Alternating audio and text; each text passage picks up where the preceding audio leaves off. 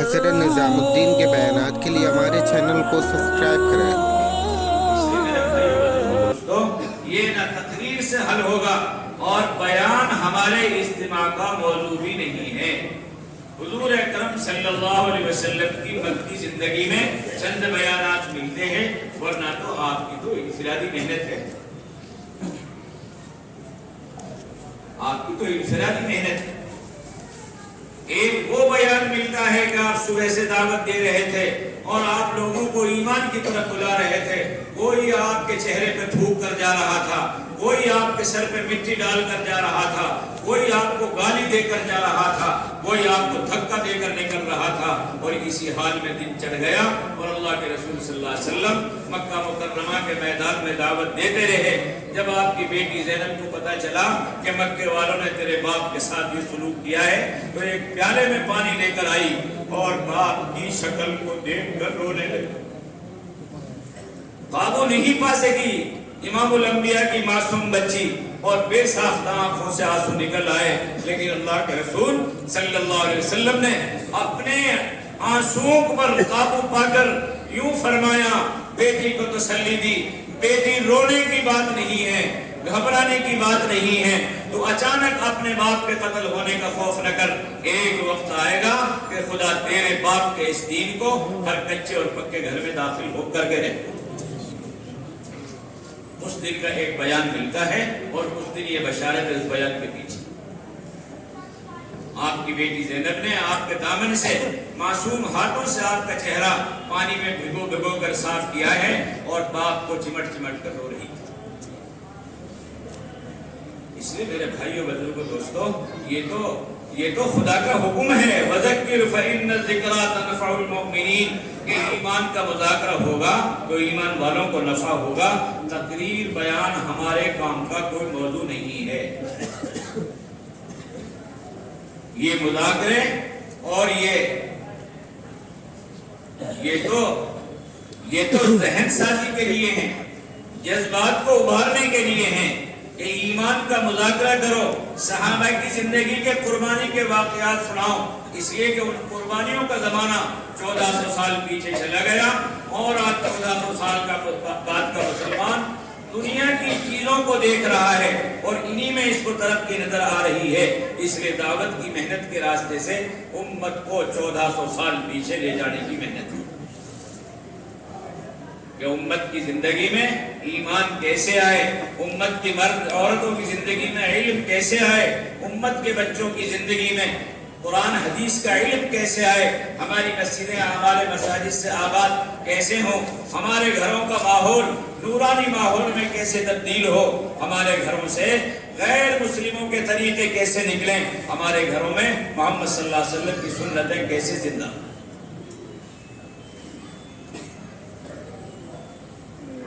سنت تو اللہ کے نبی کے طریقے کا نام ہے،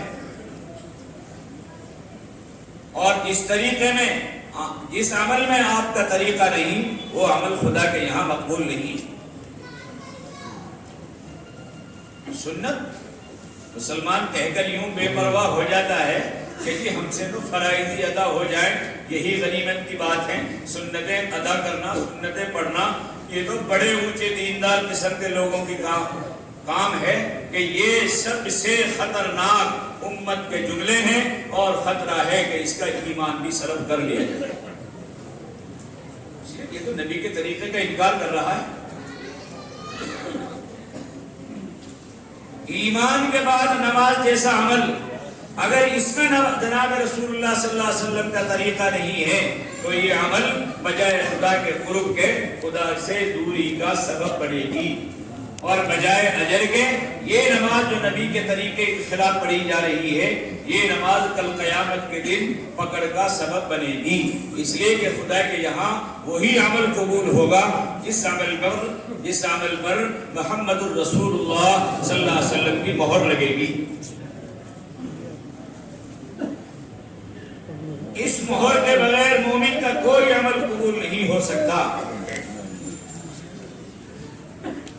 اور پھر کوئی آدمی کا کام ایسا نہیں ہے کہ جس کو کرنے کا طریقہ اللہ کے رسول صلی اللہ علیہ وسلم نے سکھایا نہ ہو اور اس عمل سے پہلے کی دعا نہ بتائی۔ مسلمان کو تو اسلام میں اپنی بشری ضرورتوں کو پورا کرنے کا طریقہ بھی سکھایا گیا ہے، یہاں تک کہ پیشاب پاخانہ انسان کی اپنی ضرورت ہے۔ اگر اس ضرورت کو محمد صلی اللہ علیہ وسلم کے طریقے پر مسلمان پورا کرے گا، اس کا پیشاب کرنا اس کو نیکیوں کا ملنے کا سبب بنے گا، اس لیے کہ پیشاب اس نے محمد صلی اللہ علیہ وسلم کے طریقے پر کیا ہے۔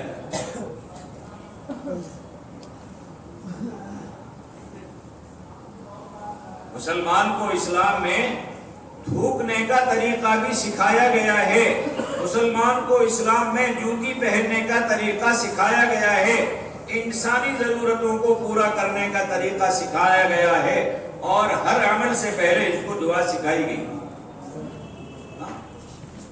آج مسلمان مسجد میں داخل ہونے کی سنتیں اللہ ماشاءاللہ کسی درجے میں امت میں ہیں، لیکن عام طور سے مسلمان گھر میں داخل ہونے کی نہ سنت کو جانتا ہے اور نہ گھر میں داخل ہونے کی دعا کو جانتا ہے، اللہ ماشاءاللہ۔ اس لیے میرے بھائیوں بزرگوں دوستوں، سواری پہ سفر کرنا انسان کی بشری ضرورت ہے، لیکن سواری کی دعا بھی بتائی اور سواری پہ سوار ہونے کا طریقہ بھی سکھایا تھا۔ بے شمار واقعات ملیں گے، بے شمار واقعات ملیں۔ شدید گرمی ہے، حضرت ابو امامہ باہلی رضی اللہ تعالیٰ عنہ مسجد نبوی میں بے چین بیٹھے ہیں، غم کی حالت میں ہیں، فکر کی حالت میں ہیں۔ اللہ کے رسول صلی اللہ علیہ وسلم تشریف لائے، آپ نے فرمایا ابو امامہ اس وقت اور تم مسجد میں، کیا بات ہے؟ ابو امامہ رضی اللہ عنہ کہ اللہ کے رسول مجھے قرضوں نے گھیر لیا ہے، مجھے غموں نے گھیر لیا ہے، اس لیے مجھے کچھ سکون ملنے کی امید تھی تو اللہ کے گھر کی طرف چلا آیا۔ آپ نے فرمایا ابو امامہ کیا میں تمہیں وہ عمل نہ سکھا دوں کہ اگر تمہارے اوپر یمن کے سیر پہاڑ کے برابر بھی قرضہ ہو اور تم اس عمل کو پابندی کے ساتھ کرو، اللہ تعالیٰ تمہارا سارا قرضہ ادا کرا دیں گے۔ بھائی آئی سی آئی بینک کی طرف بھیجا تھا اللہ کے رسول صلی اللہ علیہ وسلم نے، یا چاند چوک مارکیٹ کی طرف رہنمائی فرمائی کہ وہاں بہت اچھا سامان ملتا ہے، لا کر اپنی منڈی میں لا کر بیچو، نفع ہوگا، تمہارا قرض ادا ہو جائے گا۔ ہر حال میں اللہ کے رسول صلی اللہ علیہ وسلم نے اپنے صحابہ کو ہر موقع کا عمل سکھایا اور ہر وقت ان کی رہبری فرمائی اور ان کو عمل سے جوڑا،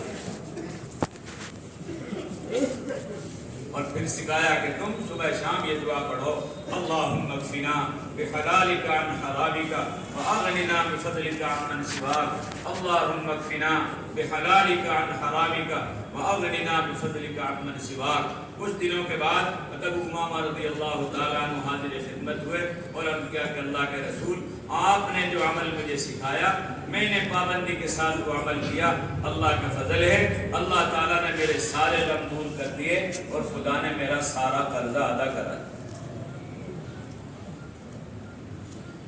امت کو یہاں لانے کی بھائیوں یہ دعوت کی محنت ہے،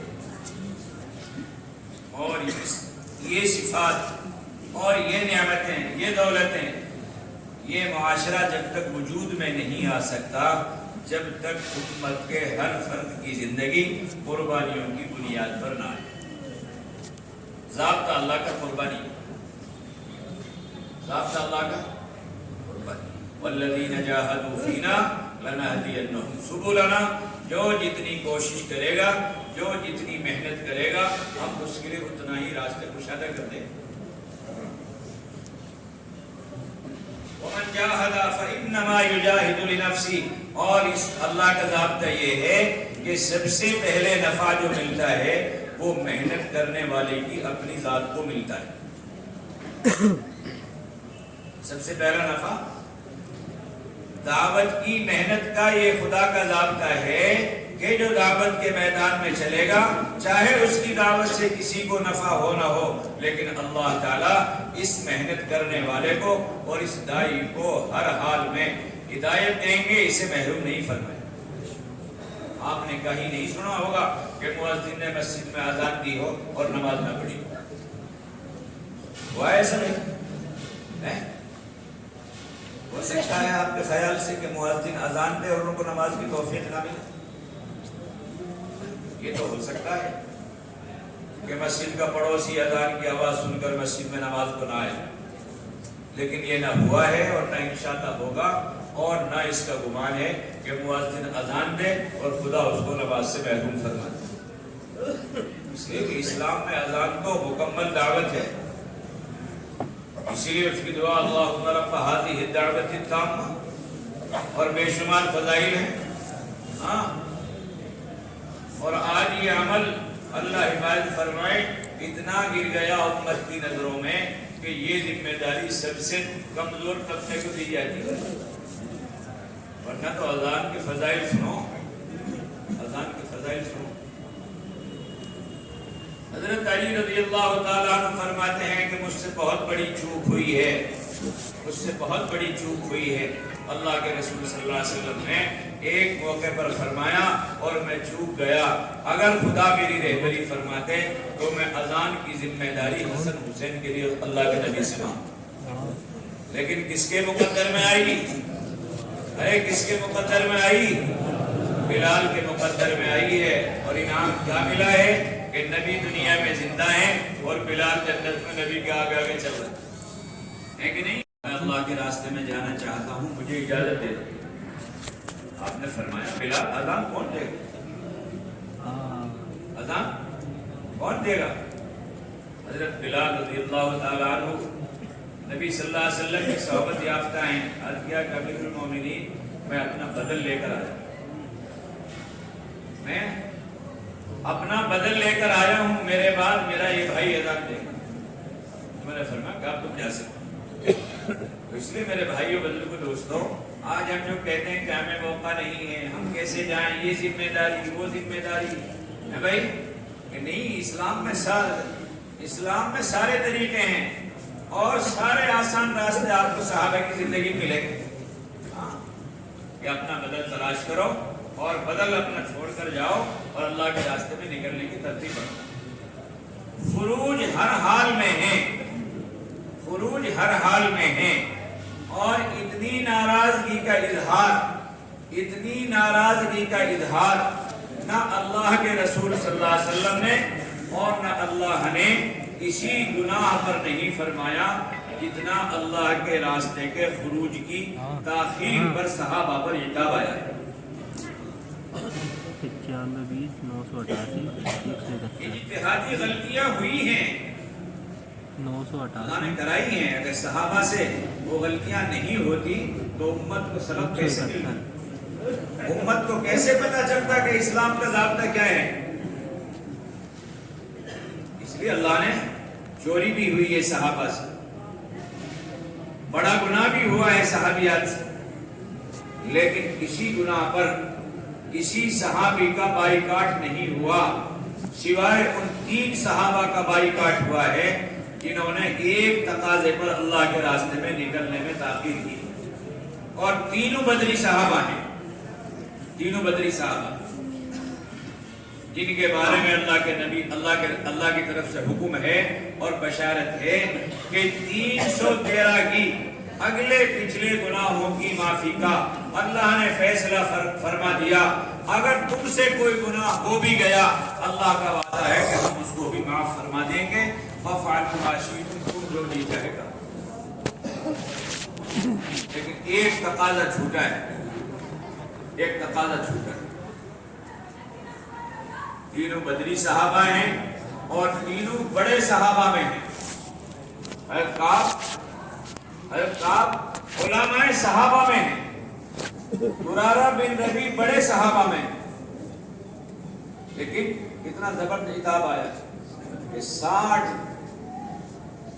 50 دن کا بائیکاٹ ہوا، 50 دن، اور 40 دن کے بعد تو یہ حکم آ گیا کہ اپنی عورتوں سے بھی علیحدہ ہو جاؤ۔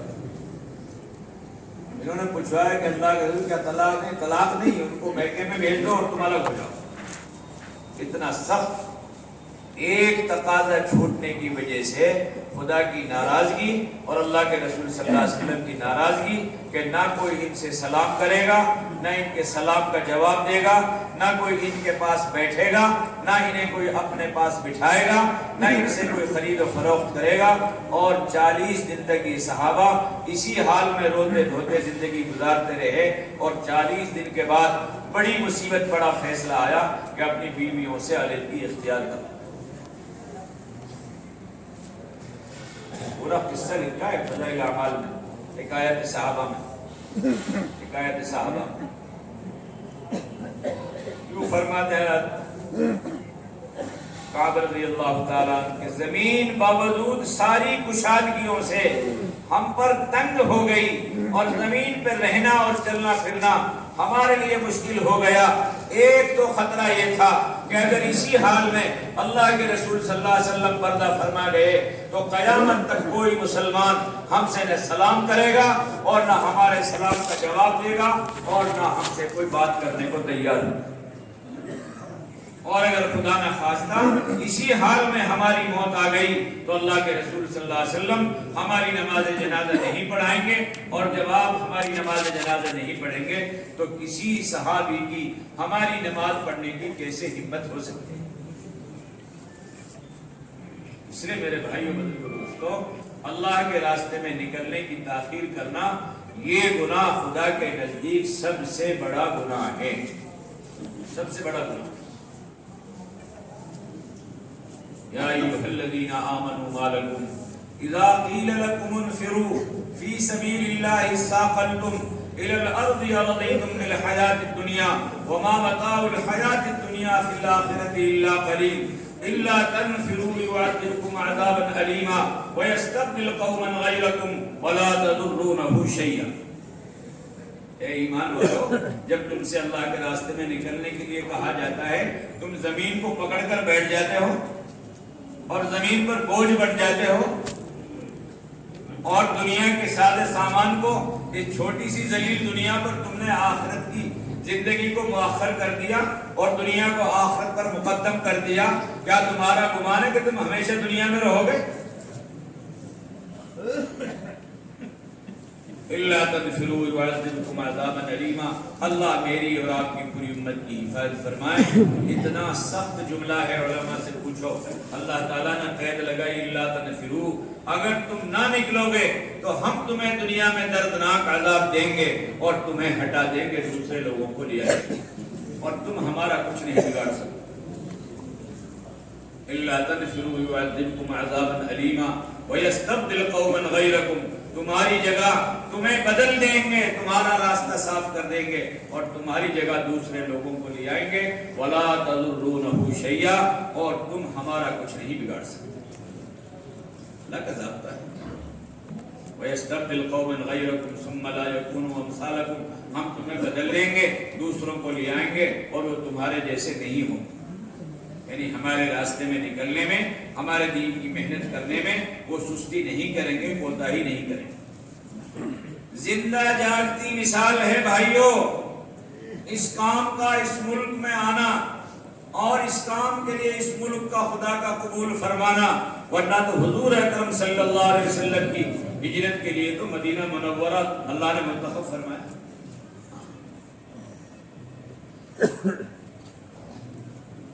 سینکڑوں سال مدینہ منورہ کو اسلامی مرکزیت حاصل تھی اور سینکڑوں سال اس اسلامی مرکزیت سے ملکوں کے دین کے تقاضے پورے ہوتے تھے. اور سینکڑوں سال کا دور گزرا ہے کہ لوگ چاروں کونوں سے دین سیکھنے کے لیے، علم سیکھنے کے لیے، دین کی محنت سیکھنے کے لیے لوگ مدینہ منورہ مرکز جایا کرتے تھے. پورا دور دیکھ لو خلافہ راشدین کے زمانے، ہاں خلافہ راشدین کے بعد بھی تابعین کے زمانے میں، تبع تابعین کے زمانے میں، بھائی عمر بن عبدالعزیز رحمۃ اللہ علیہ کے زمانے تک، اور بڑا لمبا دور گزرا ہے، بڑا لمبا دور گزرا ہے. قل هو اللہ احد اللہ الصمد.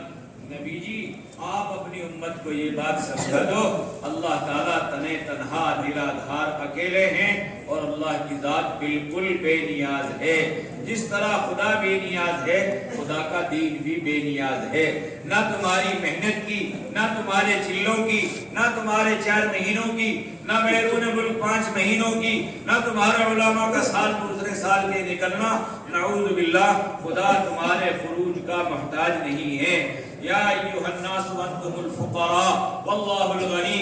اے لوگو تم فقیر ہو اللہ تعالیٰ غنی ہیں. تم محتاج ہو وہ داتا ہیں. ہم ہر حال میں خدا کے فضل کے، خدا کے رحم کے محتاج ہیں. خدا ہماری نمازوں کا، ہمارے حجوں کا، ہمارے چیلوں کا، ہمارے 4 مہینوں کا، ہمارے گشتوں کا، ہمارے تعلیم کے حلقوں کا خدا محتاج نہیں ہے. وہ تو ہم خدا کے بندے ہیں، ہماری حاجت ہے، ہماری ضرورت ہے. ہم محتاج ہیں خدا کے فضل کی.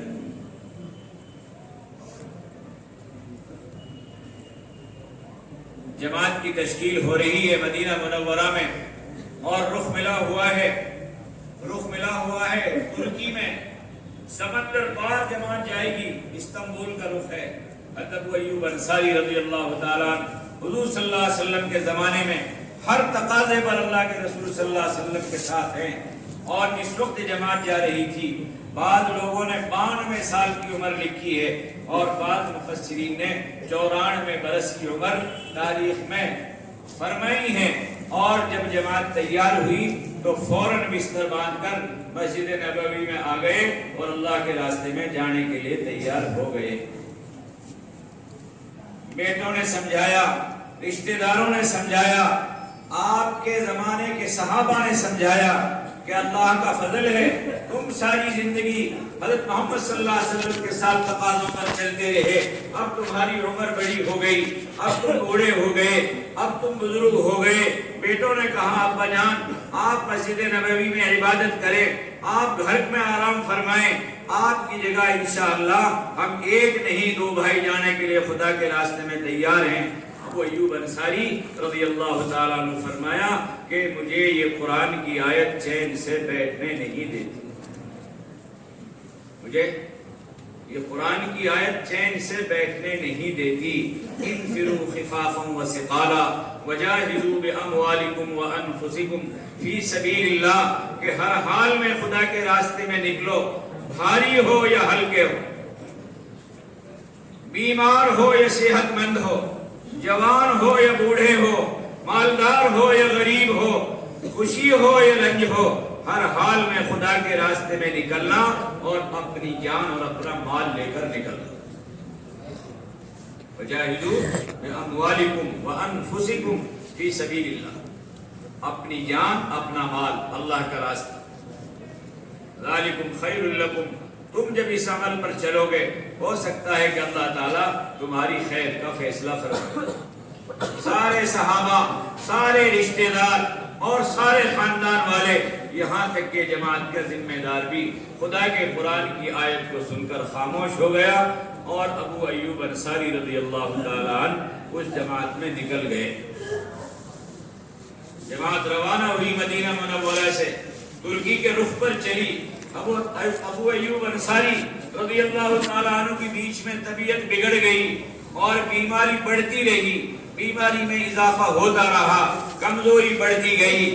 اب ابو ایوب انصاری رضی اللہ تعالیٰ عنہ نے جماعت کے ذمہ دار سے درخواست کی کہ امیر صاحب اگر میرا منزل تک پہنچنے سے پہلے انتقال ہو جائے تو خدا کے واسطے میری وصیت ہے کہ میرے جنازے کو راستے میں دفن مت کرنا، بلکہ میرے جنازے کو اونٹ پر لاد دینا اور اونٹ پر کس دینا، اور جہاں آپ کی جماعت کا آخری پڑاؤ ہو میرے جنازے کو وہاں جا کر دفنانا، تاکہ کل ایوب خدا کے دربار میں کہہ سکے کہ اللہ جب تک زندہ رہا تب بھی تیرے راستے میں چلا، اور جب تیرے راستے میں میری موت ہو گئی تو میں ہی نہیں میرا جنازہ بھی تیرے راستے میں چلا. بھائیوں، انہی قربانیوں کی بنیاد پر ہم خدا کے گھروں میں بیٹھے. اللہ ان حضرات کو اپنی شان کے مطابق جزائے خیر نصیب فرمائے. آج ہمارے سروں پہ ٹوپیوں کا دکھائی دینا، ہمارے چہروں پہ داڑھیوں کا ہونا، اور کسی نہ کسی درجے میں ہماری مسجدوں میں نماز اور اذان کا ہونا، اور ہمارے بستی اور ہمارے علاقے میں دین کے ماحول کی جو بھی شکلیں ہیں جس درجے میں ہیں، یہ ان حضرات کی قربانیوں کا نتیجہ ہے، ان حضرات کی قربانیوں کا نتیجہ۔ صحابہ کی تعداد میں اختلاف ہے، لیکن اکثر علماء کا اس پر متفقہ فیصلہ ہے کہ جو تعداد انبیاء کی ہے وہی تعداد صحابہ کی بھی ہے، جو تعداد نبیوں کی ہے وہی تعداد صحابہ کی ہے۔ اور نبیوں کی تعداد ایک تو مشہور روایت ہے جس میں 1,24,000 یا 1.25 سے کم زیادہ انبیاء کا دنیا میں آنے کا ثبوت ملتا ہے۔ علماء یہ فرماتے ہیں کہ ایک قول یہ بھی ملتا ہے روایتوں میں کہ 2 لاکھ نبیوں کو اللہ نے دنیا میں بھیجا ہے۔ علماء فرماتے ہیں کہ یہ قول روایتوں میں ملتا ہے کہ 2 لاکھ نبیوں کو اللہ نے دنیا میں بھیجا ہے، اور سیرت صحابہ میں یہ قول بھی ملتا ہے کہ صحابہ کی تعداد 2.25 اور 2 لاکھ کے درمیان میں ہے،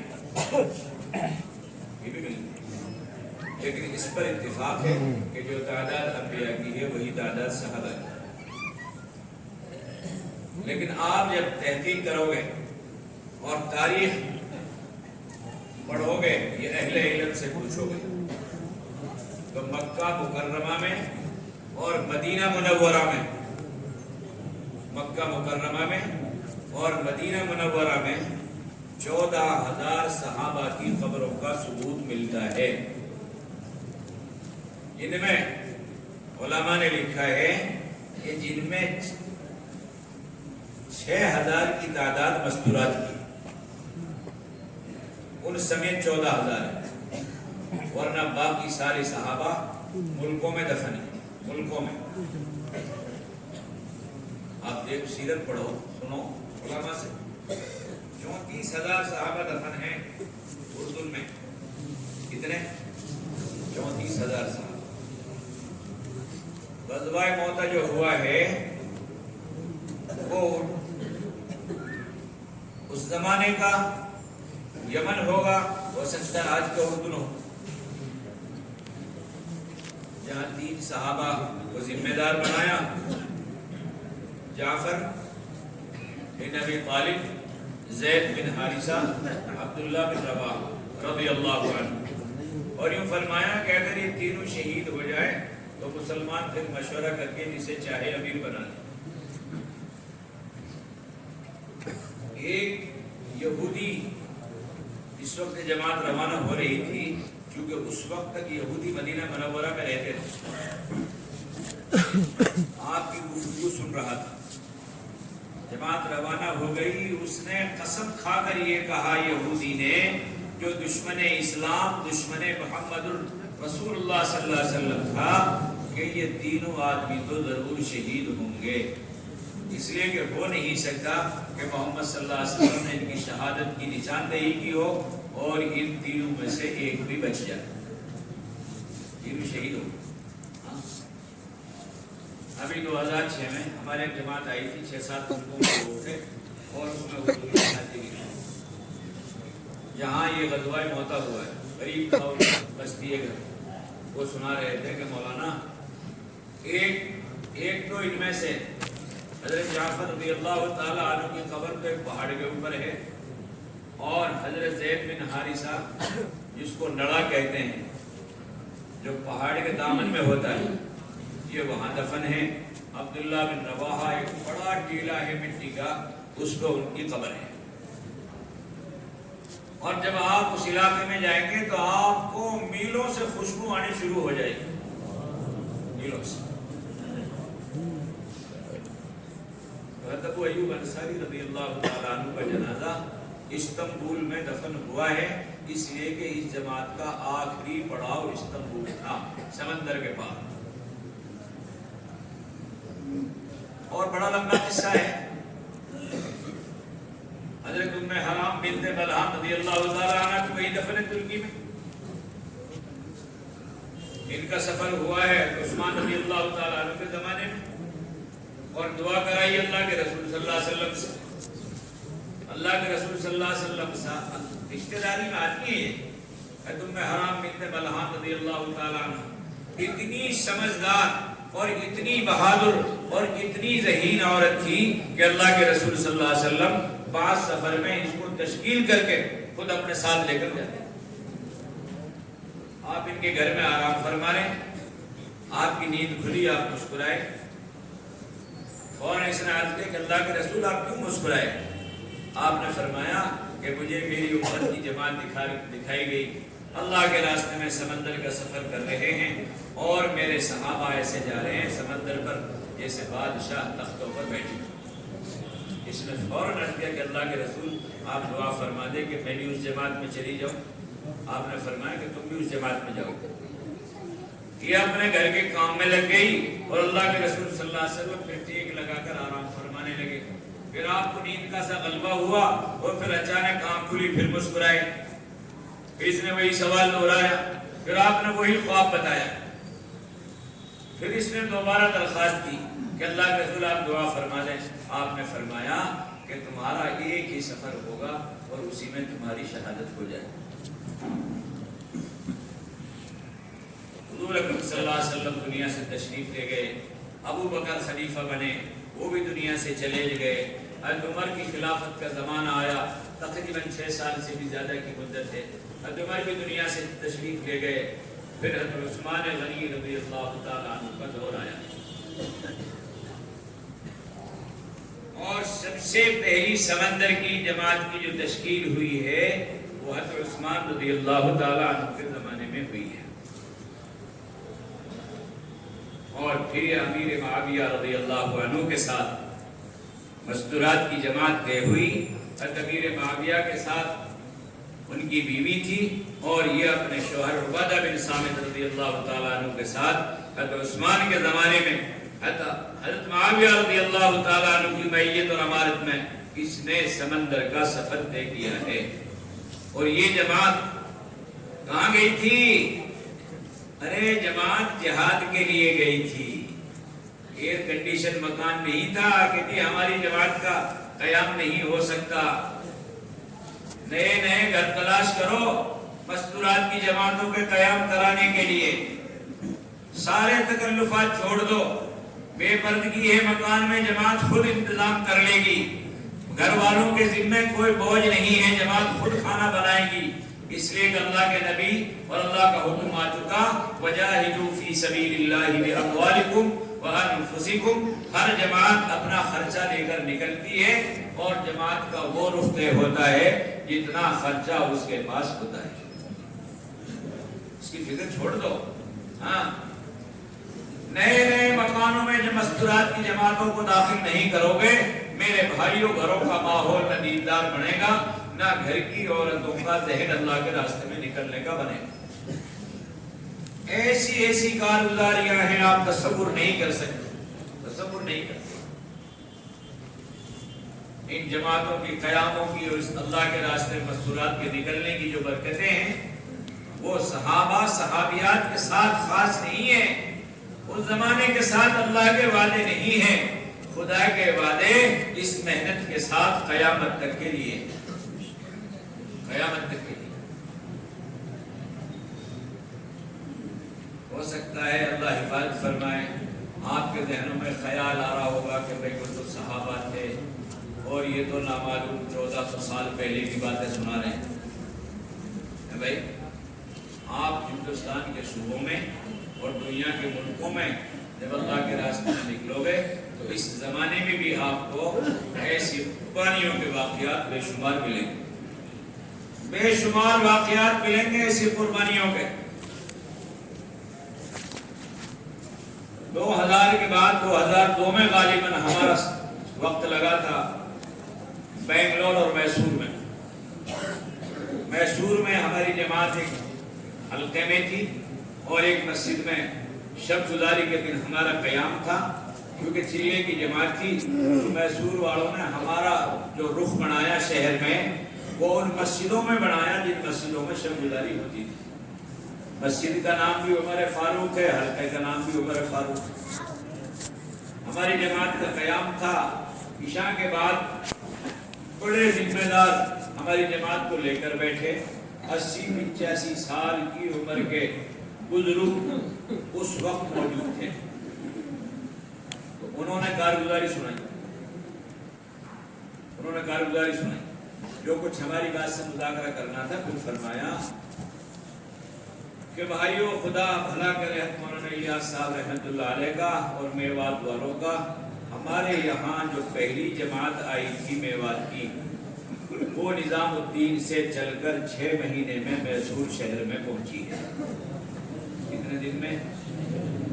6 مہینے میں. تو اس کا ایک طرف کا سفر شروع ہوا ہے اور 14 دن ہمارے میسور شہر میں اس نے کام کیا ہے. اور پہلا قیام ہماری اس مسجد میں تھا. اس زمانے میں ہم نے ان کو مسجد میں داخل ہونے نہیں دیا.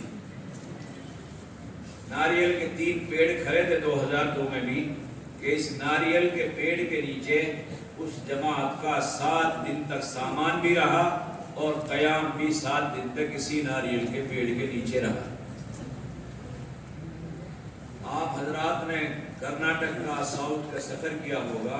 کرناٹک ایسا صوبہ ہے کہ ہر موسم میں کہیں نہ کہیں 24 گھنٹے میں کہیں نہ کہیں بارش ضرور ہو. ایسا علاقہ ہے ساؤتھ. ان کے پاس پلاسٹک کی پنیاں تھی, کچھ کاٹ کے بورے تھے. جب بارش ہوتی تھی تو سامان ڈھک کے رکھ دیتے تھے اور محلے والے سوتے تھے اور وہ مسجد کے صحن میں خدا کی عبادت کرتے تھے. بزرگ جو کارگزاری سنا رہا تھا زاروں قطار رو رہا تھا, اور اس نے یوں فرمایا کہ ایک دن بڑی طوفانی رات تھی, ٹھنڈی ہوا اور بجلیاں کڑک رہی تھی اور طوفانی ہوا چل رہی تھی اور بارشیں ہو رہی تھی اور ہم اپنے گھروں میں ڈر رہے تھے. ہوا کے جھٹکے سے ہماری کھڑکیاں دروازے بج رہے تھے. خدا نے میرے دل میں ایسی بے چینی کی کیفیت پیدا کی, میں گھر میں رک نہیں پایا اور میرے جی میں اللہ نے بات ڈالی کہ آخر یہ مسلمان ہیں, پردیسی ہیں, ہم اپنے گھروں میں ڈر رہے ہیں, ان کا اس ناریل کے پیڑ کے نیچے کیا حال ہو. میں اپنے گھر سے نکلا اسی حال, بارش میں بھیگتا ہوا, دوسرے ساتھی کو اٹھایا, تیسرے کو اٹھایا, ان کا ذہن بنایا. ہم مسجد کے متولی کے پاس 3 ساتھی پہنچے اور ہم نے درخواست کی کہ متولی صاحب یہ پردیسی مسلمان ہیں, ان کا عقیدہ کوئی بھی ہو, ان کا خیال کوئی بھی ہو, آخر ہے تو یہ مسلمان. ہم گھروں میں اور وہ آسمان کے سائے میں اس طوفانی رات میں اگر خدا نے ہم سے پوچھ لیا کیا جواب دیں گے؟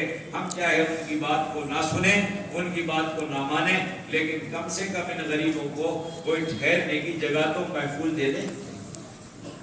متولی صاحب نے ایک کمرے کی چابی دے دی. ہم نے آ کر دیکھا سامان بھیگ رہا ہے اور پوری جماعت مسجد میں اسی حال میں, نماز میں, عبادت میں, عمل میں, خدا کے سامنے, کوئی رکوع میں, کوئی سجدے میں, دعا میں رو رہے ہیں.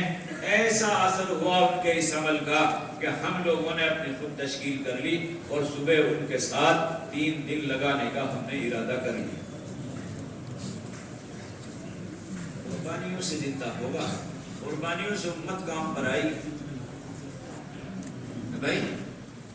اور ہم ان کی اگلی بات بتائیں آپ کو کہ ہر ساتھی کے پاس کچھ چنے ہوتے تھے, تھوڑا سا گڑ ہوتا تھا. صبح وہ ناشتے میں چنا چاپتے, گڑ کھاتے اور 1-2 گلاس پانی پی لیتے اور ہر ساتھی اپنے کندھے پہ وہ چادر ڈال کر کسی نہ کسی شہر کے محلے میں چلا جاتا اور ظہر عصر تک انفرادی ملاقاتیں ہوتی رہتی اور مغرب تک سارے ساتھی جمع ہو جاتے.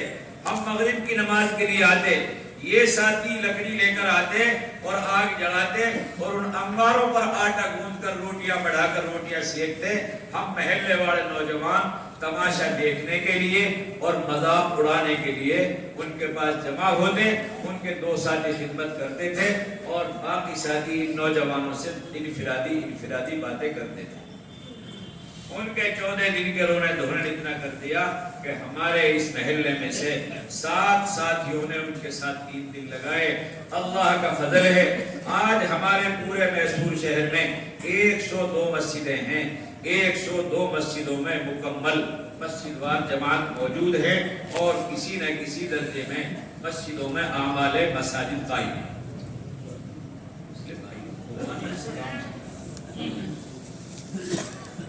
مولانا یوسف صاحب رحمۃ اللہ علیہ کے زمانے میں ایک میواتی مرکز گیا. آپ نے اس کی تشکیل کی, پوچھا میاں جی کیسے آئے ہو؟ کہ حضرت جی چلہ لگانے آئے ہوں. کہ کتنا پیسہ لے کر آئے ہو؟ کہ 40 روپے لے کر آیا ہوں. کہ کہاں سے لائے ہو؟ کہ بیل کو بیچا ہے. کتنے میں بیچا؟ 80 روپے میں بیچا ہے. 40 روپے گھر والوں کے خرچ کے لیے چھوڑ کر آیا ہوں اور 40 روپے اپنے خرچ کے لیے اللہ کے راستے میں لے کر آیا. اسی لیے حضرت مولانا الیاس صاحب رحمۃ اللہ علیہ اپنے بیٹے مولانا یوسف صاحب سے فرمایا کرتے تھے, یوسف جو یہ مجمع آتا ہے اس مسجد میں ان کے بیچ میں بیٹھا کرو, ان کے بیچ میں لوٹا کرو. یہ مجمع قربانیوں سے آ رہا ہے. کوئی زیور بیچ کر آ رہا ہے, کوئی بیل بیچ کر آ رہا ہے, کوئی اپنی بھینس کو بیچ کر آ رہا ہے اور خدا کے راستے میں قربانیوں کی بنیاد پر آ رہے ہیں. اس لیے یوسف تم اس مجمع کے بیچ میں لیٹا کر تاکہ اس کے نورانی اثرات تمہارے اوپر پڑ جائیں. اس لیے میرے بھائیوں بزرگوں دوستوں یہ مجمع جو دکھائی دے رہا ہے 100 سال کی محنت اور 100 سال کی قربانیوں کے بعد وجود میں آیا. 1923 میں حضرت مولانا الیاس صاحب رحمۃ اللہ علیہ نے بنگلے والی مسجد سے یہ جماعتوں کی نقل و حرکت کا سلسلہ شروع کیا ہے اور 100 سال پورے ہونے جا رہے ہیں. 100 سال کی قربانیوں کے بعد یہ مجمع وجود میں آیا ہے جس کے پیچھے بڑی قربانیاں, بڑے آنسو بہے ہیں اور بڑے لوگوں نے دھکے کھائے ہیں. اس لیے میرے بھائیوں عزیزوں خدا کے واسطے اس مجمع کی فکر کر لو اور اس مجمع کی حفاظت اور نگرانی کر لو.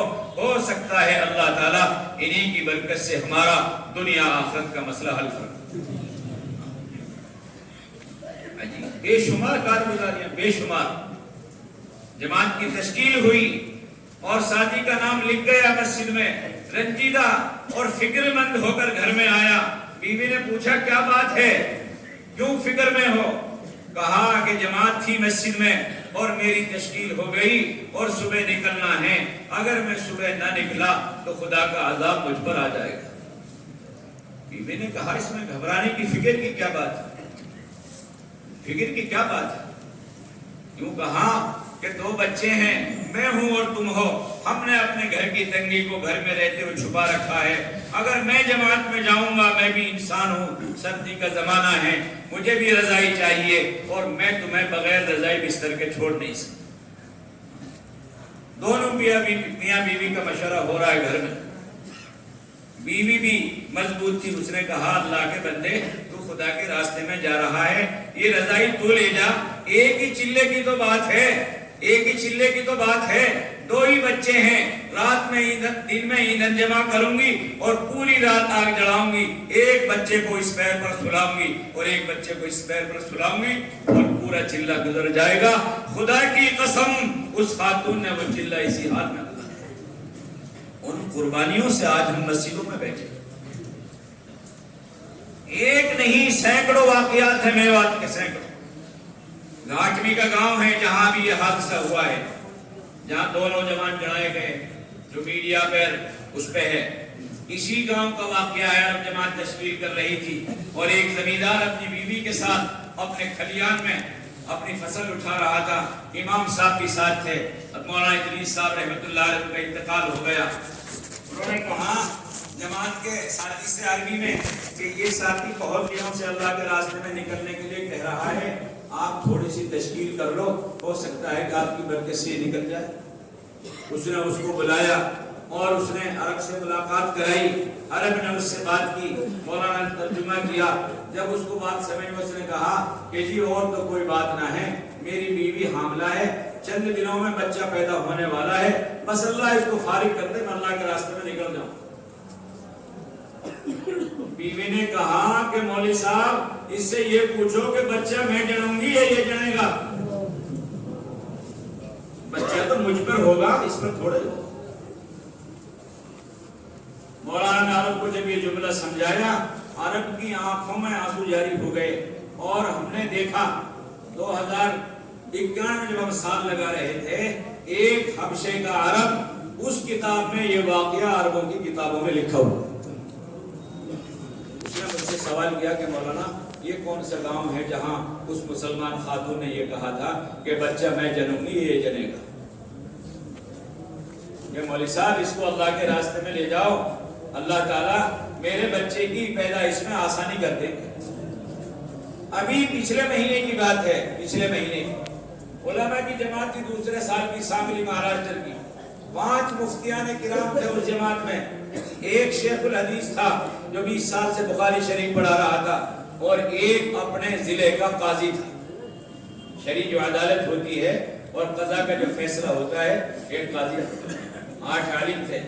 ہمارا گاؤں حلقہ پڑھانے میں 20 روح اس بستی کا نام ہے۔ اس جماعت کا قیام وہاں کرا دیا 2 دن کے لیے۔ اگلے دن ہماری شب گزاری تھی، پوری بستی کے امام اور علماء اور چودھری قسم کے ذمہ دار قسم کے لوگ آ گئے شب گزاری میں کہ جی یہ جماعت 10 دن کے لیے ہمیں دے دو۔ ساتھیوں نے کہا کوئی ایک جماعت آئی ہے کوئی 4-6 مہینے میں، اور ہمارے 100 سے زیادہ گاؤں ہیں، اور ہر گاؤں کا تقاضا ہے کہ بھئی دوسرے سال کی جماعتیں اس سے والا جماعت کون سے ہو سکتی ہے؟ لیکن اگر ہم یہ سارا تقاضا قربان کر کے آپ کو دیں تو آپ بستی والے کیا دو گے؟ حافظ سلمان صاحب نے شاہی جہاں بستی میں اس نے کہا جی جیسا آپ فیصلہ کرتے ہیں۔ ذمہ دار کبیر صاحب بتاؤ یہ آپ کی جماعت کو 10 دن کے لیے مانگ رہے ہیں۔ امیر صاحب نے کہا کہ بھئی یہ ہمیں 10 جماعت 4 مہینے کی دے دیں، اور ہماری جماعت کو 10 دن قیام وہی رہے گا۔ گاؤں والے تیار ہو گئے اس پر بھائی کہ جی انشاءاللہ ہم کوشش محنت کریں گے۔ 16-17 مسجدیں ہیں، بڑی بستی ہے، بڑا گاؤں ہے، اللہ کا فضل ماحول ہے، اور مضبوط جماعت ہے، پتہ کے لیے کیا مشکل ہے؟ اللہ کا فضل ہے، اللہ کا فضل ہے۔ 5 جماعتیں 4 مہینے کی، 2 جماعتیں چلے کی، 2 جماعتیں مستورات کی چلے کی نقد نکل گئی جماعت کی موجودگی۔ 2 جماعتیں دے دی گاؤں، اور ایک عجیب واقعہ پیش آئے، عجیب واقعہ پیش آئے۔ عشاء کے بعد وصولی ہوتی تھی، مغرب کے بعد بیان ہوتا تھا، اور بیان کے بعد تشکیل ہوتی تھی۔ تشکیل میں جو نام آتے تھے، عشاء کی نماز کے بعد جماعت کے ساتھی کھانے سے فارغ ہو کر پھر جماعتیں بڑھتی تھی، اور 2-2 3-3 ساتھیوں کے نام وصولی کے لیے دے دیے جاتے، جب ان کو وصول کر۔ ایک جماعت وصولی کے لیے بڑی، مسجد کے امام صاحب ساتھ ہیں، اور ایک ساتھی کا نام تھا، اس گھر پہ لے کر گئے۔ اب صاحب نے کہا اس وقت کوئی مرد تھا نہیں، ایک بزرگ بڑھیا تھی، اور ایک اس بیٹے کی بہو تھی جس کے نام لکھائے تھے۔ اس نے اس بڑھیا ماں سے کہا کہ بھائی آپ کے لڑکے نے اللہ کے راستے میں نام لکھایا ہے، اور یہ جماعت آئی ہے آپ کے لڑکے کی وصولی کے لیے، آپ کچھ وصولی دے دیں۔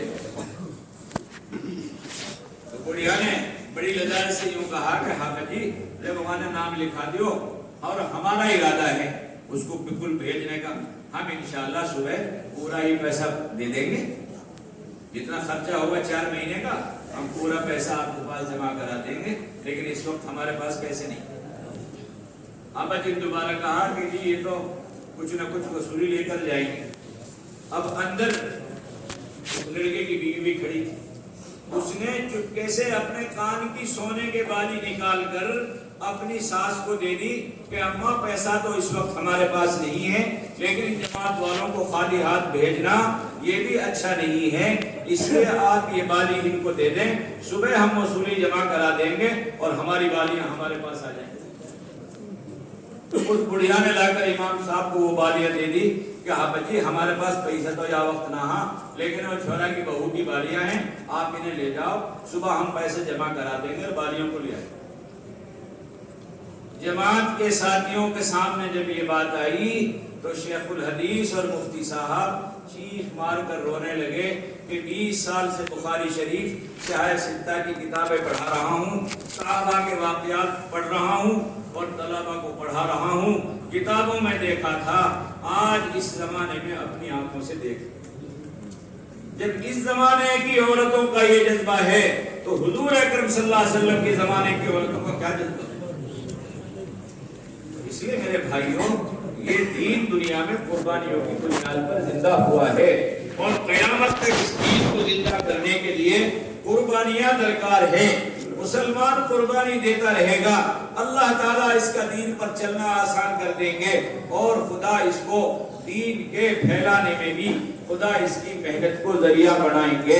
اس لیے میرے بھائیوں بزرگوں دوستوں، اللہ تعالیٰ نے ہم سب کو، اس پوری امت کو قیامت تک کے لیے اس محنت کے لیے قربانیاں دینے کے لیے منتخب فرمایا ہے۔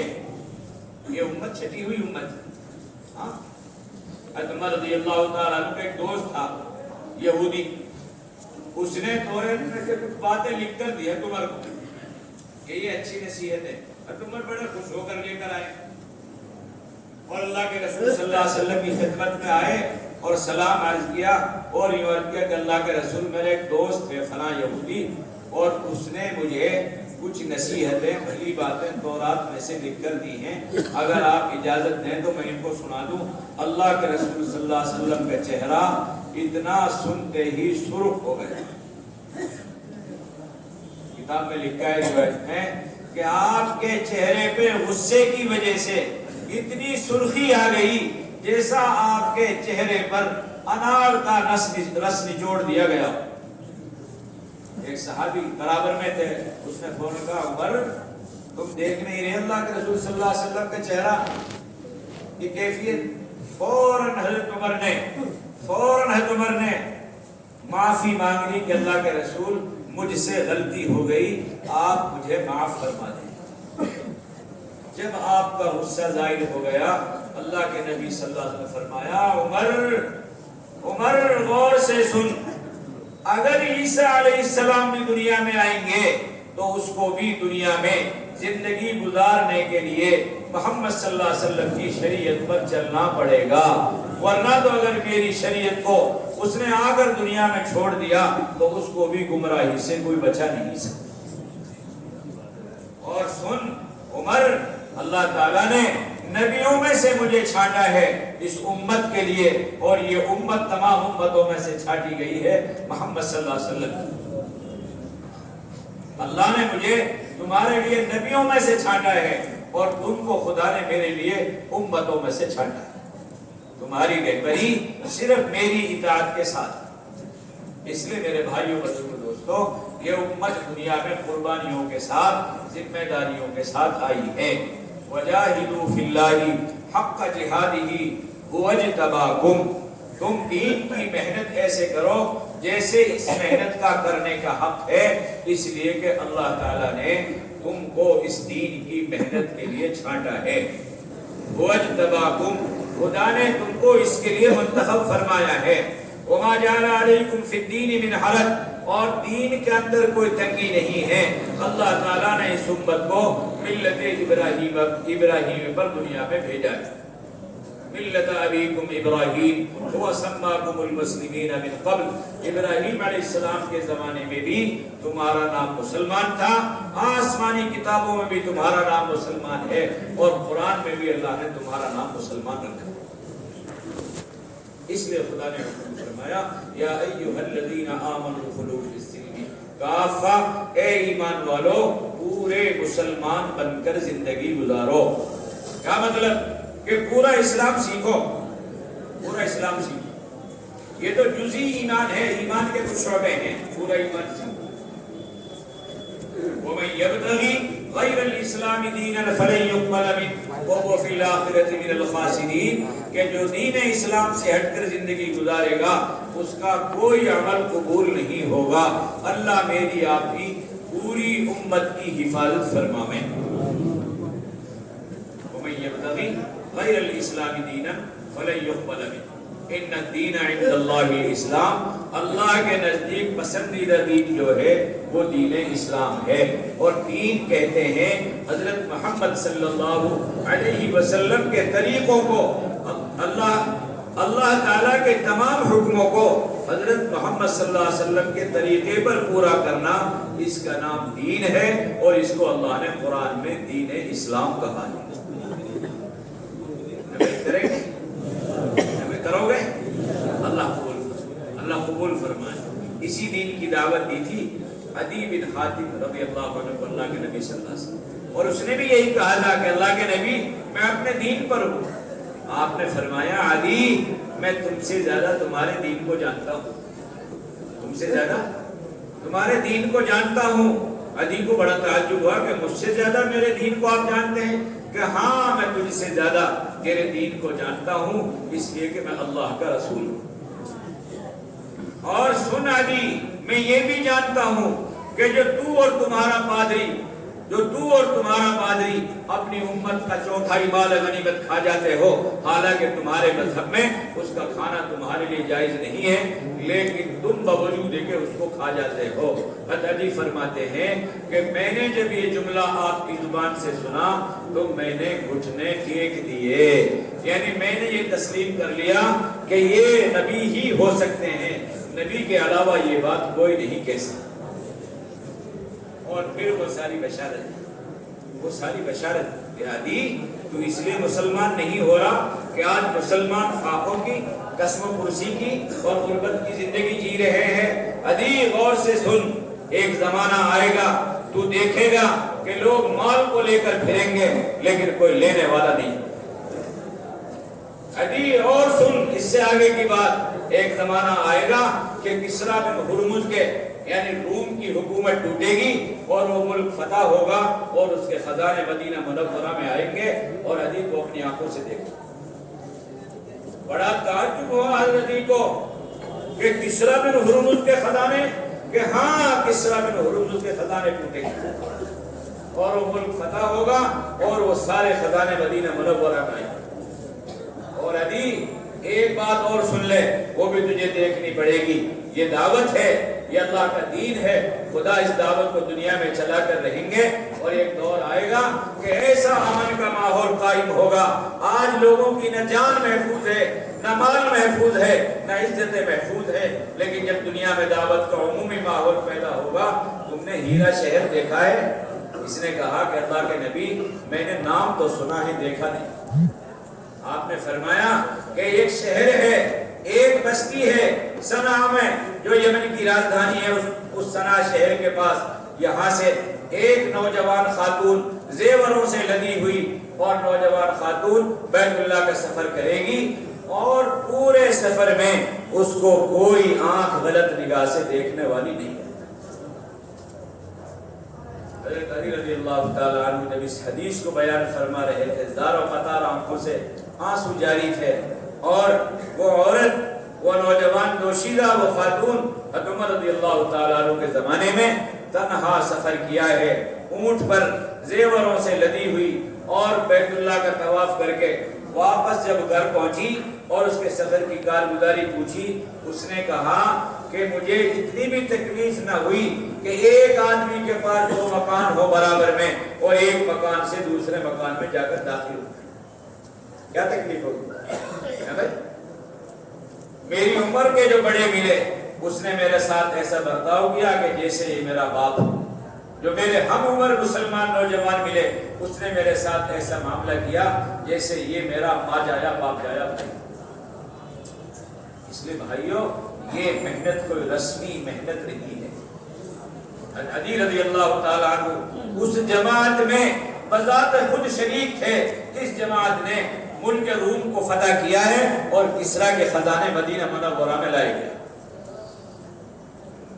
اور اس وقت یہ واقعہ بیان کر رہے تھے، اس وقت وہ نوجوان خاتون بیت اللہ کا طواف کر رہی تھی، اور پھر یوں فرمایا کہ تیسری بات بھی ہو کر رہے گی، تیسری بات بھی ہو کر رہے گی، تیسری بات بھی ہو کر رہے گی، اس لیے کہ اللہ کے رسول صلی اللہ علیہ وسلم فرما چکے ہیں، اللہ کے رسول صلی اللہ علیہ وسلم فرما چکے ہیں۔ دور آیا ہے کہ لوگ زکوٰۃ کا، فطرے کا مال لے کر پھر رہے ہیں، لیکن کوئی مال کو لینے والا نہیں۔ کب کی بشارت ہے؟ کب فرمائی تھی یہ بات؟ جب صحابہ اور صلی اللہ علیہ وسلم کے پیٹوں پر پتھر بندھے ہوئے تھے، جب یہ بات سنی منافقین نے مذاق اڑایا، منافقین نے مذاق اڑایا۔ ایک دیہاتی مثال ہے کہ میاں سنا گھر میں تو موسوں کو کھانے کے لیے بھی کوئی دانہ نہیں ہے، منہ سے گھر میں الٹے چڑھ رہے ہیں اور باتیں کر رہا ہے کسرا کے خزانے کی۔ سنا تم نے اپنے نبی کی بات کو؟ کسرا کے خزانوں کے خواب دیکھ رہا ہے۔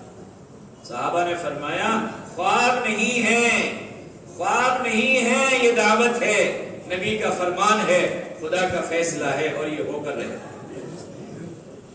جو جماعت اللہ کے نبی صلی اللہ علیہ وسلم نے دعوت کا خط لے کر بھیجی تھی اور جب صحابی بادشاہ کے دربار میں گیا اور اس کو دعوت دی، اس نے کہا تمہاری ہمت کیسے ہو گئی، تم تو عرب کے بدو قسم کے لوگ ہو۔ اس نے کہا کسرا اپنی عقل ٹھکانے کر لے، اللہ کے نبی فرما چکے ہیں جس تخت پہ تو بیٹھا ہے اگر تو ایمان نہیں لایا، تو نے جزیہ نہیں دیا، اس زمین پر قبضہ ہمارا ہوگا اور تمہاری یہ شہزادیاں ہمارا بستر بچھائیں گی اور تمہارے بچے ہمارے غلام۔ ایک صحابی کی ایمانی جرت کسرا کے دربار میں کسرا کے تخت پر بیٹھ کر کسرا کو للکار رہا ہے جو اس زمانے میں سپر پاور طاقت تھی۔ ایمان کی طاقت، ایمان کی طاقت، خدا کے وعدوں پر، خدا کے نبی کے فرمان پر اتنا یقین تھا کہ سن لے، کان کھول کر سن لے کسرا، ہمارا نبی یہ زمین ہمیں دے چکا ہے اور اللہ تعالیٰ فیصلہ کر چکے ہیں، اگر تو ایمان نہیں لایا، تو نے جزیہ نہیں دیا، تو یہ زمین ہماری ہوگی، قبضہ ہمارا ہوگا، اللہ تعالیٰ تجھے ہٹا دیں گے، تیری شہزادیاں ہماری باندیاں بنیں گی اور تمہارے نوجوان ہمارے غلام بنیں گے۔ اللہ نے کر کے دکھایا۔ بے شمار واقعات ہیں، بے شمار واقعات۔ صحابی کو مٹی کا جھوڑا بھر کر ملک سے نکالا ہے اور صحابی ہانپتا ہوا بھاگتا ہوا اس مٹی کو لا کر حجاز مقدس کی سرحد میں ڈالا ہے، اس ملک کی مٹی کو لا کر حجاز مقدس کی سرحد میں ڈالا ہے اور فال نکال لی کہ ہم اس ملک کی مٹی لے کر ہم نے اپنے ملک میں لا کر ڈال دی، اس ملک پر قبضہ آنے والے وقت میں ہمارا۔ ایسا یقین تھا صحابہ کو اللہ کے وعدوں پر، حضور صلی اللہ علیہ وسلم کے فرمان۔ لیکن بھائیوں بزرگوں دوستو، وقت کی رفتار دیکھو، وقت گزرتا گیا، آج انہی صحابہ کی نسلیں کلمہ نہیں جانتی، آج ان کی صحابہ کی نسلوں کی زندگی میں نماز نہیں ہے، اس لیے کہ دعوت کی محنت چھوٹی تو صحابہ کی نسلوں کو بھی کوئی مرتد ہونے سے بچا نہیں سکتا۔ حضرت مولانا الیاس صاحب رحمۃ اللہ علیہ نے فرمایا تھا آج سے تقریباً 70 سال پہلے کہ مسلمانوں غور سے سن لو، دو بڑے فتنے امت میں آئیں گے، ایک سدی کرن کا فتنہ آئے گا مذہبی تبدیلی کا گھر واپسی کے نام سے، اور ایک فتنہ دہریت کا آئے گا کہ جو امت کا پڑھا لکھا طبقہ، جو بیوقوفوں کا طبقہ، جو کچھ تعلیم اصلی حاصل کر کے اپنے آپ کو دانشور کہلائیں گے، کل وہ مذہب اسلام کا انکار کریں گے، اسے دہریت کہتے ہیں۔ ابھی ایک کالج کی کارگزاری آئی، ایک پرنسپل مسلمان تھا اور اس نے اپنے کلاس میں طلبہ سے یہ بات بے ساختہ کہہ ڈالی کہ کوئی مذہب نہیں، کوئی اسلام نہیں، بس جو زندگی ملی ہے اسے آزادی کے ساتھ گزارو۔ اللہ ہم سب کی حفاظت۔